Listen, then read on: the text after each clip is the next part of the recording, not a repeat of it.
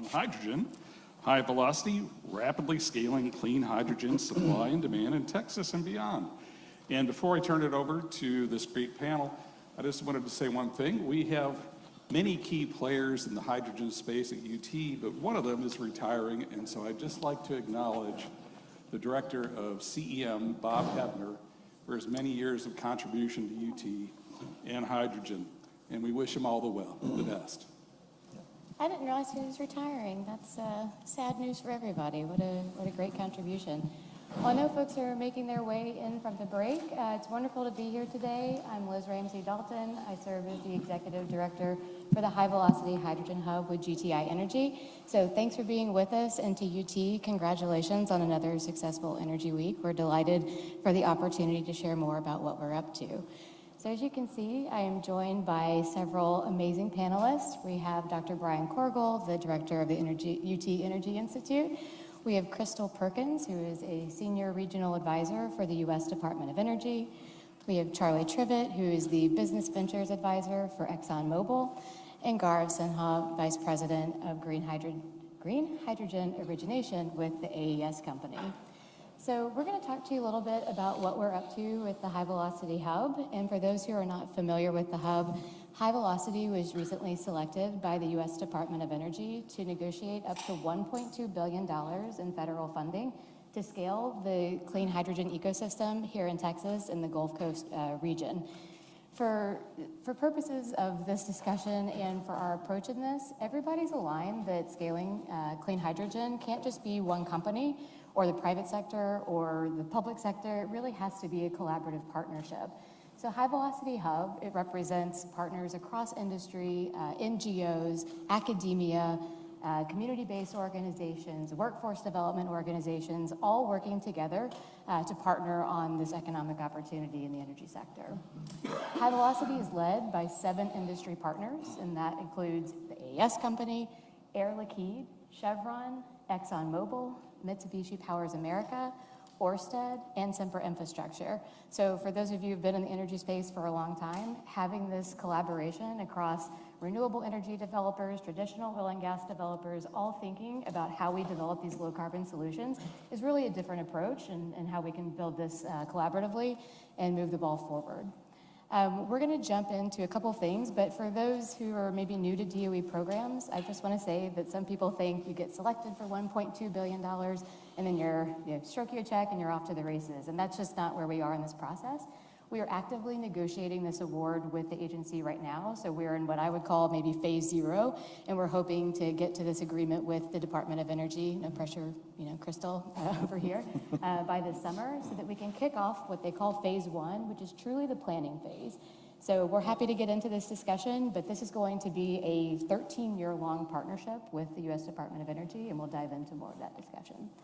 So, Crystal, maybe if we could start with you. Do you want to share a little bit of perspective of, why is DOE interested in clean hydrogen, and what does that mean for the administration's clean energy future?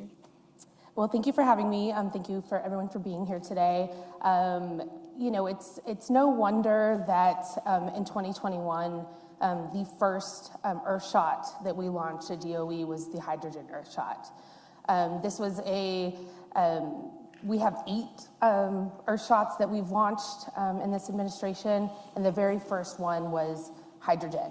That Earthshot is really looking at 111. How do we bring down the cost of hydrogen to $1 per in 1 decade? So by 2031, we're trying to get it down to $1. That was sort of the launch of looking at what we can do in hydrogen.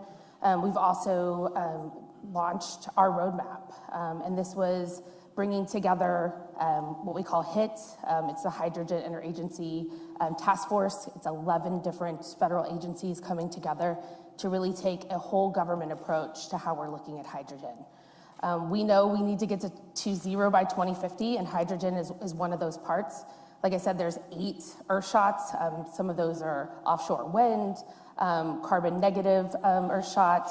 And so we're really looking, geothermal is another one. So we're really looking at how do we look at these holistically and bring together all of government to make sure that these technologies are getting the funding they need, and we're looking at it in a really holistic way to make sure that we can launch these. So that's the first thing we did, is really have that plan, and then the Earthshot. One of those tenets of the Earthshot was building out the infrastructure for hydrogen hubs, for hydrogen, and this was the hubs. This was an $8 billion funding that we did. In October, we announced 7 different hubs across the country to build out a web of hubs throughout the country.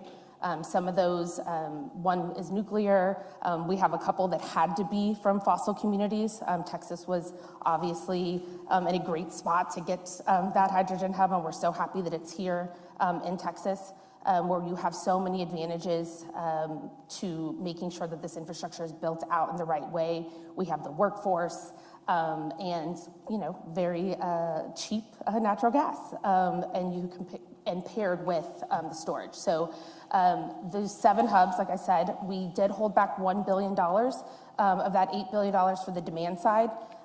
We know there's sort of a chicken and egg problem with how we really scale hydrogen and how we really launch hydrogen in this country. So we want to make sure that we held back some of that money for our demand side initiative. That's really being worked out. We have a whole group of folks that are trying to figure out how we're going to use that $1 billion to help on that demand side. And then the other part of that is making sure that these projects have really great community benefit agreements. We want to make sure that workers and community have a seat at the table, that they're really being listened to. We know the Gulf Coast, that they have been disproportionately affected by energy and really held that burden for a long time. So we want to make sure that community groups and workers are really part of how this hydrogen hub gets built out. And so, we're really looking forward to continuing the negotiations and making sure that we build this out in Texas and the Gulf Coast to have the highest impact and make sure that workers and community are really have a seat at that table and make sure that we make this the strongest hub that it can be. That's a really good point, Crystal. I'm glad that you raised it. And I should have probably said in the opening here that it's not just about the physical projects that are going to come to fruition through this hub. It really is that connective infrastructure and not just physical assets like transport or ports or other opportunities. It is that human capital that really offers a huge opportunity here. I think we've estimated, again, very early estimates, that HyVelocity has the potential to bring on the order of 45,000 directly induced jobs to the Texas economy and in this region. Say nothing of the broader impact from supply chain and other things that can come to fruition over the decade ahead. So really important points there. And with the Earthshot, in the decade, we're estimating that could be up to 700,000 jobs in the next decade for hydrogen. So huge impact. And it's not just the hydrogen hubs. We have a whole suite of other funding opportunities that are going along with this. So we're not just looking at the hydrogen hubs and throwing the money just there. It's looking at manufacturing. We just announced a couple weeks ago, $90 million is coming to Texas for 3 projects, but $750 million in 54 projects in 26 states, I believe. And this is manufacturing electrolyzers, fuel cell technology. So it's really looking at how do we look at the entire value chain of hydrogen and how do we help really spur that investment. So we're not just looking at the hydrogen hubs, but there's a whole suite of investment happening from DOE around hydrogen. Thanks, Crystal. So we've talked a lot, it sounds like a lot of money coming out of federal agencies right now, but in order to make this all possible, private sector has to be at the table. So we've talked about the $1.2 billion for HyVelocity coming from DOE as we continue negotiations, but that's leveraging another $10 billion in private sector investment for the HyVelocity hub alone. So maybe, Charlie, Gaurav, could you give your perspective? We've heard from DOE why they're interested, but what brings you to HyVelocity in this partnership? Sure. Great question. It's the why question, why do it? Yeah, you're good. Okay. Maybe address it big picture. So society is demanding this energy transition, and at ExxonMobil, we're committed to meeting that demand.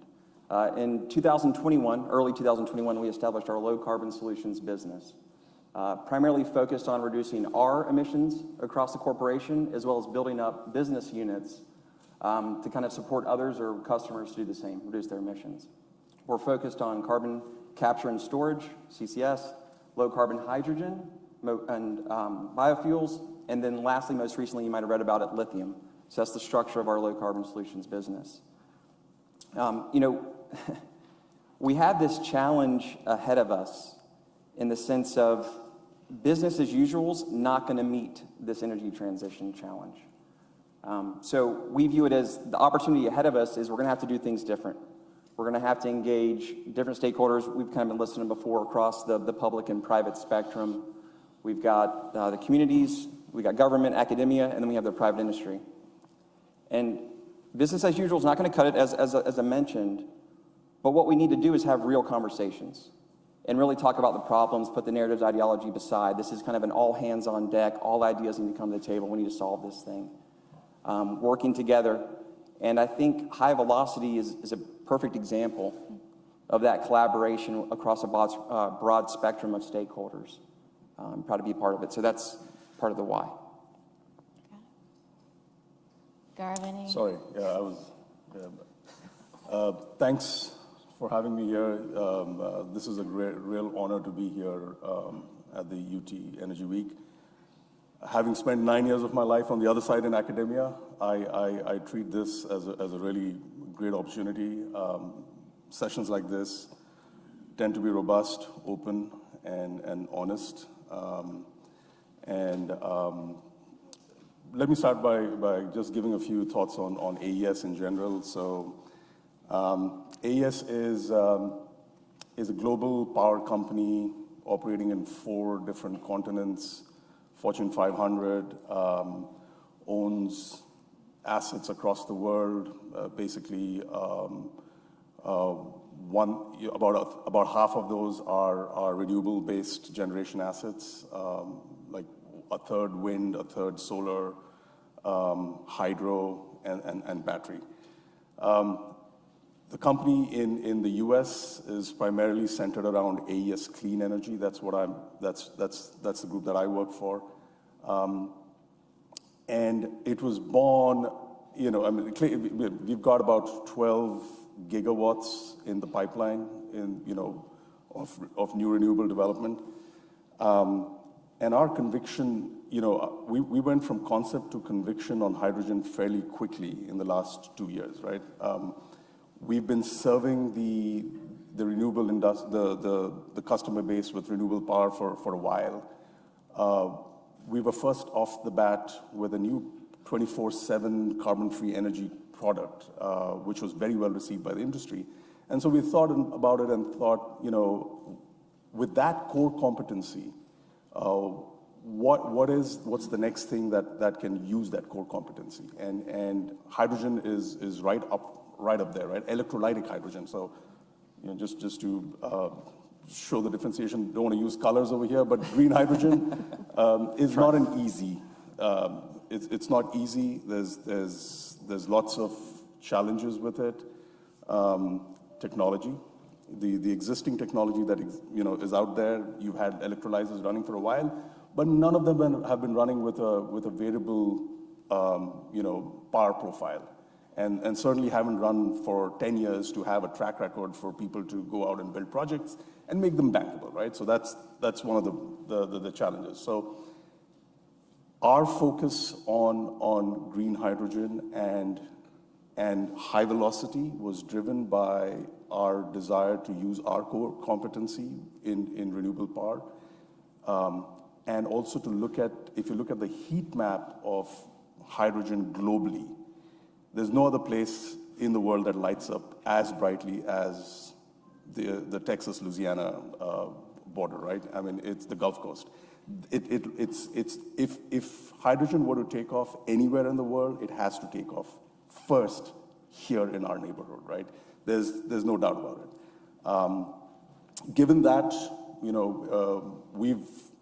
we've also thought about our project in HyVelocity, how to make it impactful, how to de-risk it as much as possible, right? One of the biggest de-risking levers has been being situated right in the heart of Houston, in the Houston Ship Channel, where we can basically serve the existing infrastructure that exists for hydrogen today, right? So think about it from a project-to-project risk perspective. You minimize that, right? in all the challenges that green hydrogen is going to face, you're going to try and minimize as many challenges as possible. So our choice of putting it in the heart of the green hydrogen economy, or the hydrogen economy, was the driving force behind participating in HyVelocity. And of course, it takes a village to do this. AES can't do it alone. We need Exxon. We need Exxon for all its projects. We need all our other partners in that consortium that we have to really make a meaningful liftoff of hydrogen. And if I can just add to that, we referenced the challenges of the energy transition. Newsflash, it's not easy as we're articulating, but it's also expensive. And this is kind of the new solutions. This is that we have to be creative. We have to work with different partners to figure out, hey, how can we solve this? Because we have to bring that cost down for the ultimate end consumer. We need the demand to be there, and we need it to be sustainable. So that's where this kind of collaboration is really targeted to do, of how can we really make this successful? How can we get it out there? How can we do it at the lowest cost possible? And that's what we're hoping to huddle up and work with maybe new partners that we haven't worked with in the past to try to achieve that. Well, speaking of partners and the opportunity to collaborate, one of the biggest opportunities and frankly one of the challenges is going to be developing the tens of thousands of jobs and workforce availability to make sure that these projects come to fruition. So Brian, do you want to share a little bit about what brought UT to the partnership with HyVelocity and maybe some of the work that you're up to on the workforce side? Yeah, I mean, so when I sit here thinking, how do the different partners like AES, ExxonMobil, DOE, what are our missions? Universities are set up to benefit society, in a positive way. And I think the University of Texas at Austin has such a close connection with the energy industry in terms of producing energy, workforce. Actually, I was talking to Nick Clausey, Vice President of Research at ExxonMobil yesterday, and he said ExxonMobil has about 100 PhDs who graduated from UT Austin just alone, and I think they were deciding whether UT Austin or A&M had more total employees at ExxonMobil, but if you add them together, both of our institutions have a tremendous impact on the workforce. So hydrogen is clearly an important aspect of what's happening in the energy industry. And at UT Austin, we have about 80 faculty and staff researchers who do something on hydrogen, all the way from materials development to life cycle analysis of projects to community benefits and workforce and all of that. So when the infrastructure bill came through and we saw that there was $8 billion set aside for hydrogen hubs, I had shortly taken over as Energy Institute Director just before that infrastructure bill. So we mobilized to figure out how can we serve the region basically in a hydrogen hub. So first of all, how can we help bring one here? And I think we've helped in many ways to do that with HyVelocity. But then once it's here, how do we ensure it's successful? And I think as we go through the negotiations, that's where we are now. It's like, okay, we've spent all this time talking the talk, so can we actually deliver? And I think it's a really important program, not only for our region, but our nation, our economy. And so I think the role that UT's playing in the HyVelocity Hub has a lot to do with education, convening. We can serve as a connector between industry partners, educational organizations, nonprofits, community-based organizations. So that's a lot of what we're doing. And there'll be new jobs created. There'll probably be reskilling and upskilling opportunities. When we think about the Justice 40 initiative, how do the 40% of the positive impacts of the high-velocity projects, how do they flow to disadvantaged communities or fence-line communities? Like those are the things that at a university we think about all the time. So I think we'll have a very important role to play in high velocity and have already, but it's really exciting. Yeah, truly thank you for your leadership and all of your leadership for helping pull that application together. I mean, it was no small feat to be selected as one of the 7 hubs, and that truly is based on the collaboration that we've seen across our partners, and we look forward to partnering with the DOE. I think similar in the vein of, where it takes multiple private sector partners, it's also going to take partners on workforce development. And for HyVelocity, as proposed to the Department of Energy, we have 9 projects across the seven partners. And those are not just all sitting along the Gulf Coast. Some of those come up through the Texas Triangle. And could you speak a little bit, Brian, maybe about some of the initial conversations that you've had with potential partners and to show the geographic diversity of how we're thinking about this? Yeah, well, this is an immense task. If you think about workforce development, you've got all the way from keeping kids in school, like in high school, and setting up programs that are like earn to learn or learn to earn sort of programs, all the way to educating executives, at the universities, apprenticeship programs. How do you do that? How do you make job opportunities accessible to people where they haven't been accessible in the past? And there are lots of things to think about in terms of childcare. How do you provide that? The state of Texas has tremendous resources to help support those activities. I think it's a matter of connecting the dots between what do the companies really need in terms of their projects and workforce, what are the opportunities that will grow from that aren't just directly in the hub, and then how do we create new programs as necessary without recreating the wheel to do that. And the HyVelocity Hub covers a geographically really very large region. It's not just Houston, it goes down to Corpus Christi. Another project I'm working on is creating something called the Permian Energy Development Lab, so thinking about the Permian Basin, West Texas, southeast New Mexico, all the way across Louisiana, up to Texas Triangle and Dallas. The job opportunities are going to be different in the different regions. Training, the partners are different. So how do we get to know each other in a real authentic way, adopt best practices, create new ones?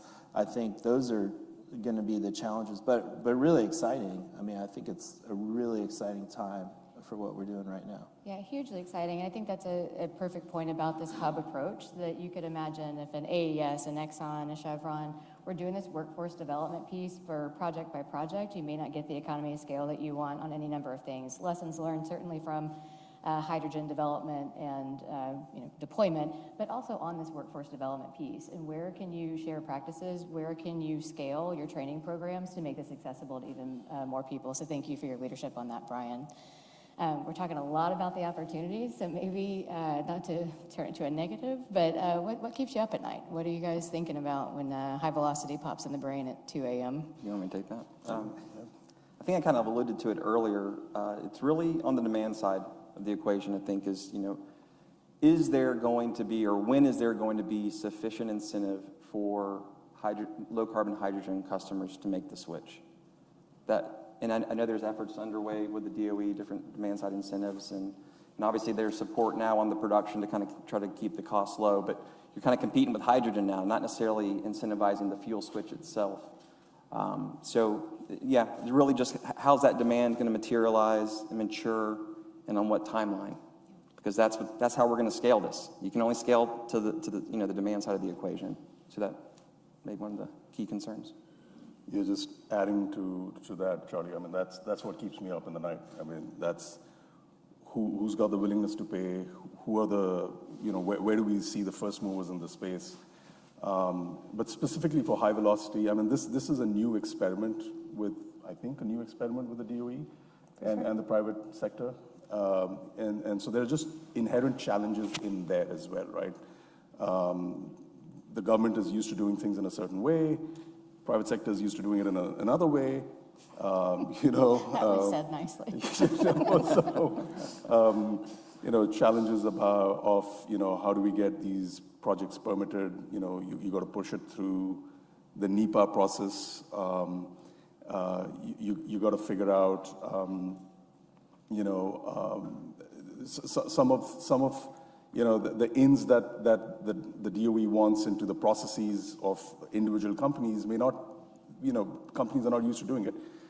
That's just the procedural challenges to it. Then the other challenges are, of course, market development, But that's driven by a lot of things, right? I mean, here you've got two companies, I checked with Charlie, are you guys doing anything in electrolytic hydrogen? Not right now. He checked with me, are you doing anything in fossil-based hydrogen? I said, not right now, right? So you've got two extremes over here represented, but we both know that to make this successful, there's a lot of technological challenges that have to be, surmounted by the time we get there, right? People are making assumptions about costs coming down. The 111 can costs really come down that quickly? Again, coming back to HyVelocity, can the infrastructure in this area really support this kind of hydrogen production, right? So is your power transmission up to snuff to take care of it, right? Forget about hydrogen for a moment. Just forget about hydrogen and all the demand that's causing.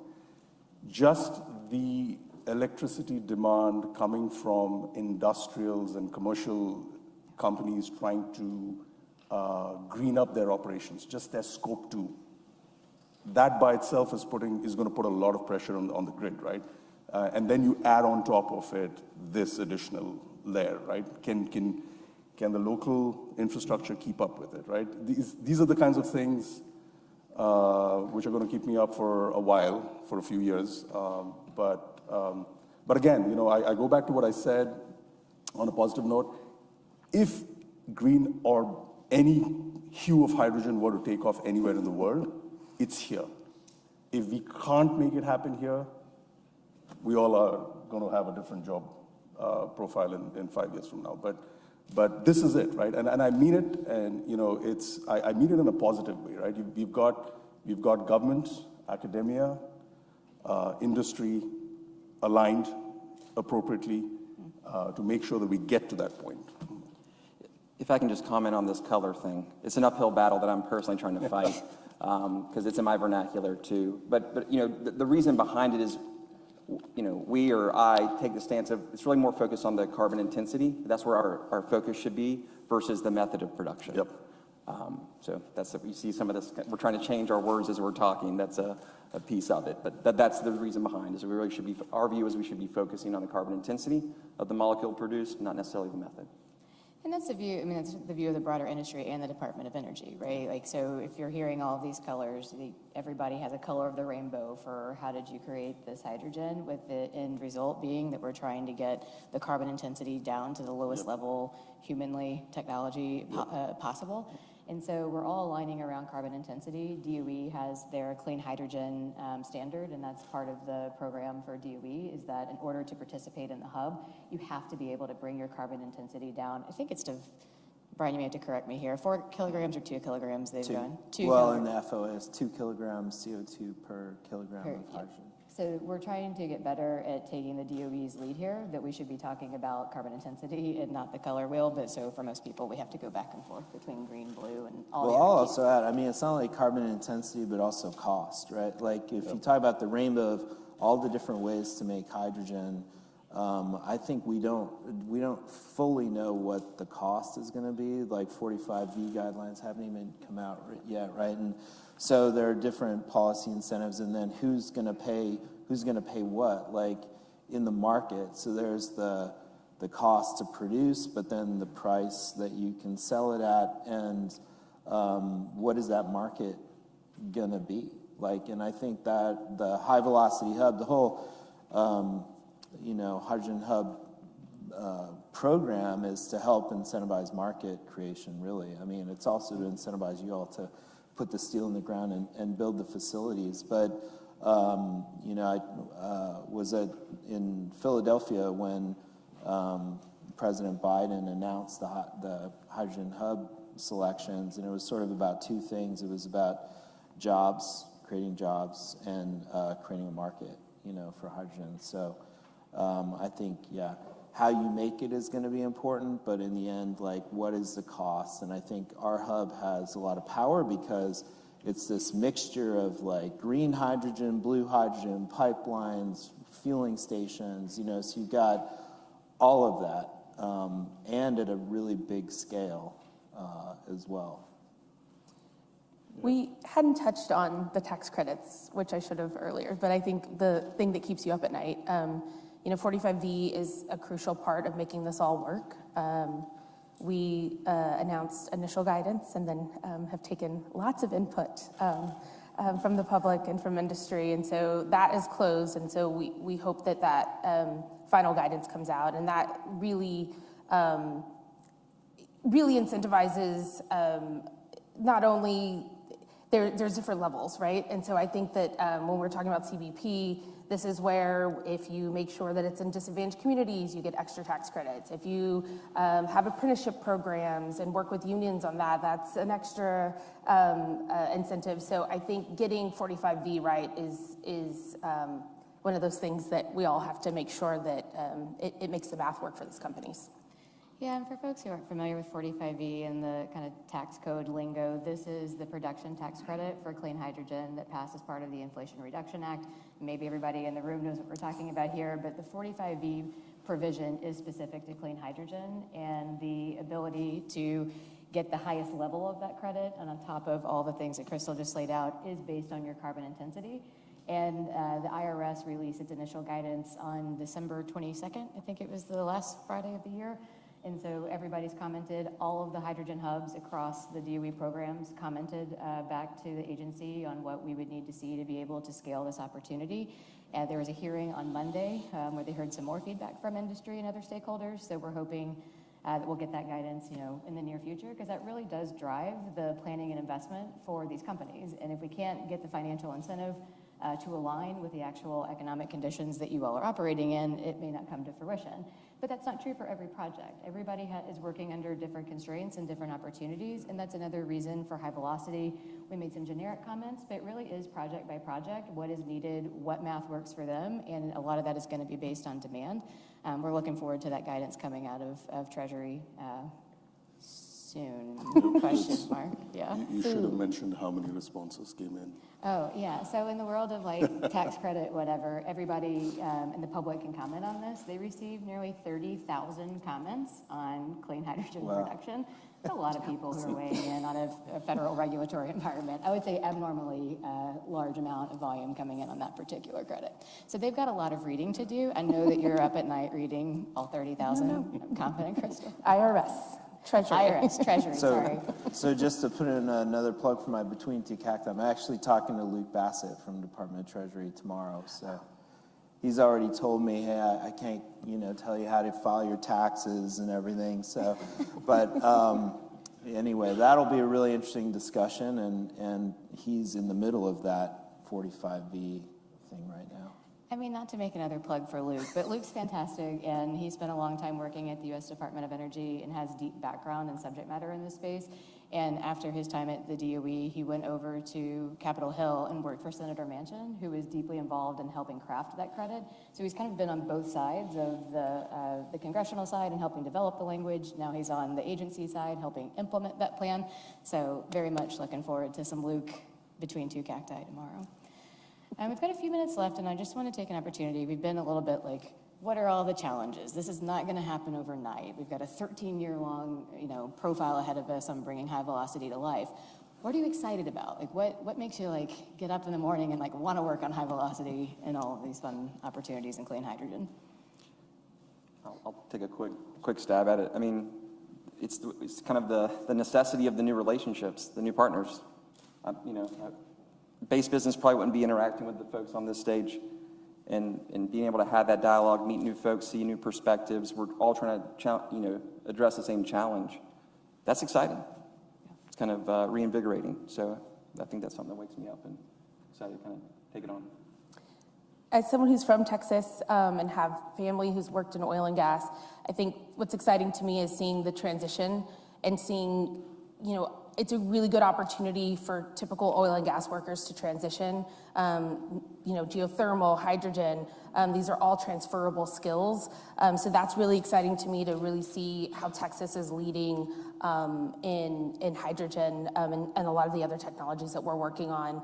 And then those community benefits, making sure that, those folks in frontline communities who have really not had a chance to be at the table and help craft how these projects will be in their communities. I'm really proud of the work on Justice 40 and the work that DOE's done to make sure that we get this right and we don't leave people behind and people actually have a voice and how your dollars, their tax dollars, are going to really spur this investment. So that's what I'm really excited about. Let me jump in just real quick on this point. So for the Justice 40 initiative that the Biden administration has championed, it is a driver and it's a requirement that these hubs ensure that 40% of all benefits of the hub are flowing to disadvantaged and impacted communities. And so that's not just dollar amount, but that's jobs, it's air quality, it's any number of opportunities that'll be shared across the region. And for HyVelocity as a hub, we have proposed $120 million of investment specifically to work with disadvantaged communities, workforce development organizations to ensure that that kind of ecosystem and infrastructure is set up in place and that we have an opportunity to plug them into these projects and truly be a part of what we're trying to build together. So that $120 million investment will go to ensure that these programs are set up. It'll support Brian's work that you're leading on any number of workforce activities. We also have a strong partnership with an organization called the Houston's Advanced Research Center, or HARC, led by John Hall and his fantastic team over there, really driving the future of how we are all going to be engaging. And that's part of this phase 1 exercise, is where we'll be out in communities, out meeting with potential partners, certainly with the folks here in this room at UT, to think about how we do this differently. We're being asked to scale an economy-wide opportunity with clean hydrogen, and that's just something that hasn't been done at this scale with this many partners, and it's an opportunity to do it differently. Doing it differently makes sense.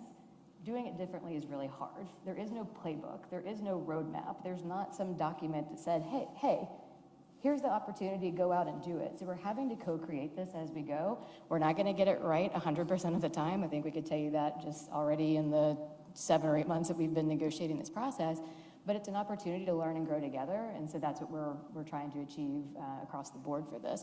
And I'm sorry I cut off, I don't know if Brian or Gaurav, what else are you excited I want about to hear here? what Gaurav has to say. I mean, I love the word co-create over there because what really excites me is that we are beyond the pale of discussing whether we need to do something.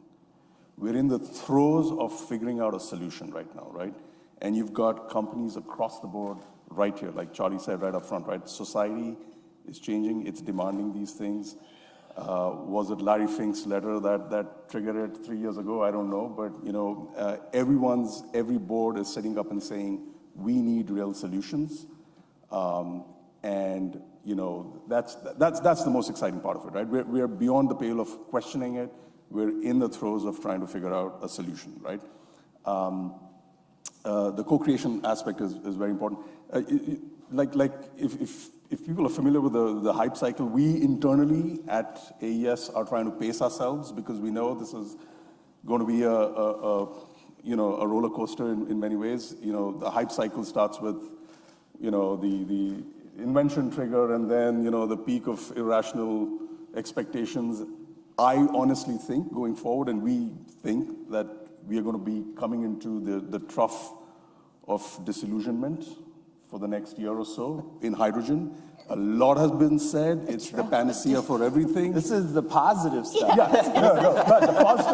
But the positive that comes out of it is that we're going to get into what is the slope of enlightenment. That's where it's people are going to figure this out. People are going to figure this out, right? Because you've got all the right people thinking about it and incented to do it, right? So we will figure it out. That's the positive, and we're going to come out, more positive out of this. Enlightened. Enlightenment, right? Well, I think managing some expectations, it's gonna be hard.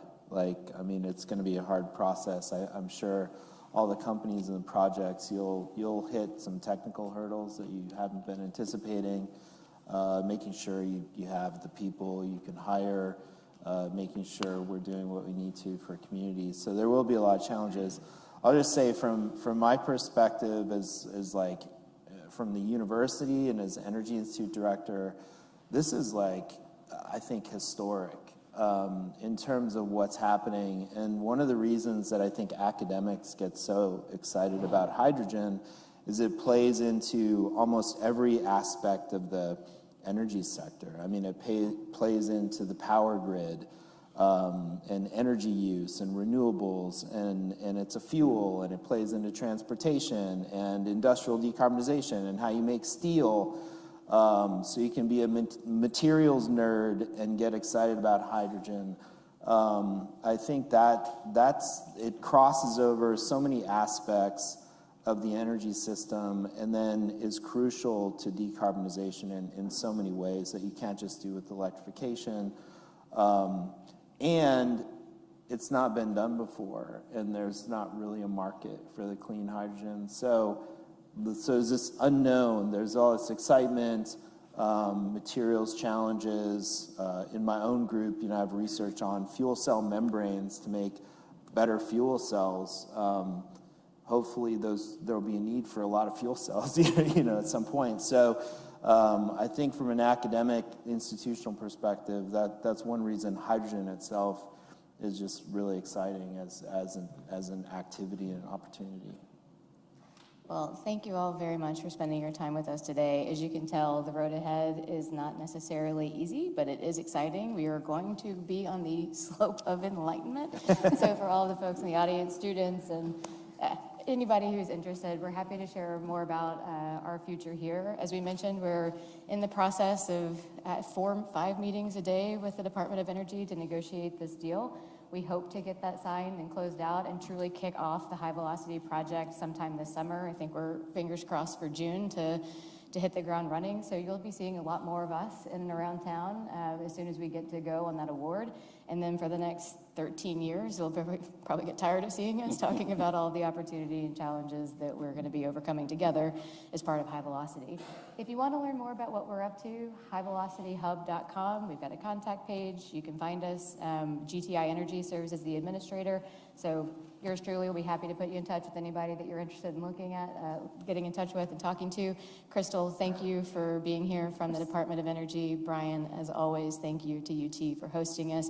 I know we ran out of time for this next panel. A few of us are going to stick around if folks have questions, but really appreciate you all making time in your day to hear more about us, and we hope to talk to you again soon. All right. Thank you.